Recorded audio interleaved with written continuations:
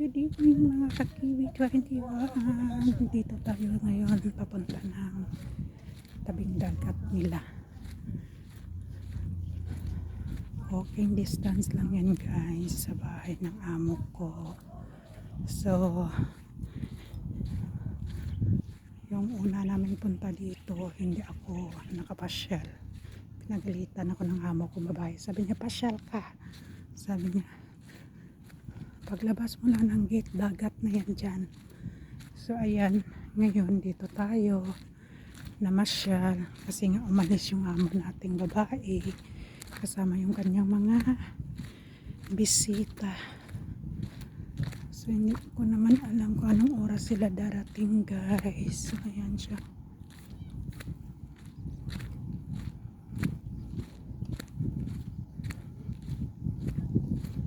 Mahilig na ako maligo sa dagat eh. Talaga namang maliligo na ako, kaya lang wala po tayong hilig maligo sa dagat mga ka-Kiwi 21. Dami pa rin pumupunta kasi palubog na yung araw. Palubog na yung araw daw. Ang ganda ng sunset, di ba? So ayan siya. Ito yung daanan, bato-bato, marami pa rin mga sasakyan. Ayan guys, yung mga tao dito guys, ang hilig-hilig sa tubig. Diyos ko, alam mo yung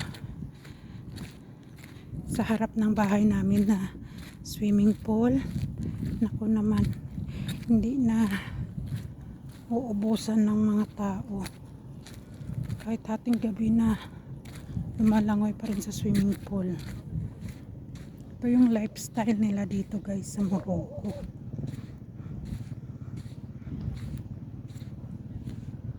Ayan siya. Tapos yung tulog nila alauna, alas 2 ng madaling araw. Oh, diba? Bongga yan guys. Tapos gising nila alas 9, alas 10. Oh. Mag-aalmusal. Mag-almusal. Ano na naman. Punta na naman sila dito sa dagat. Maliligo.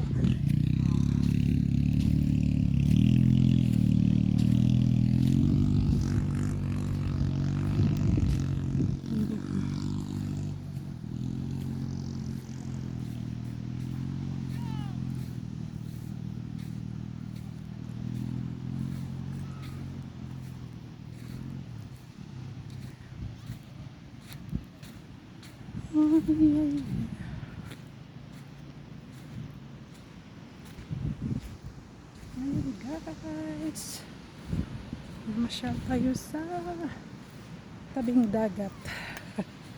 Dito akong tubig na natin pinaharap na natin yung camera sa atin kasi nga may mga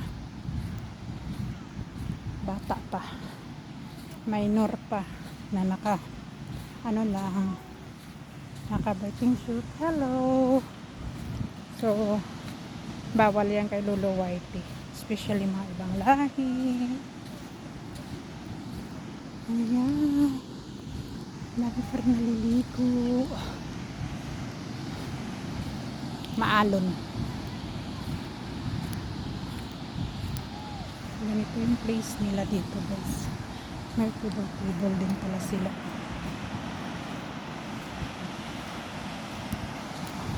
Maalon lang yung dagat.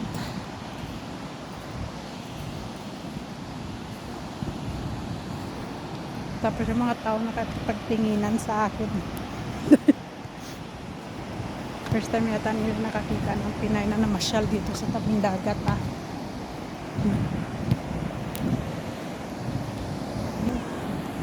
Ayan, lakas ng alon.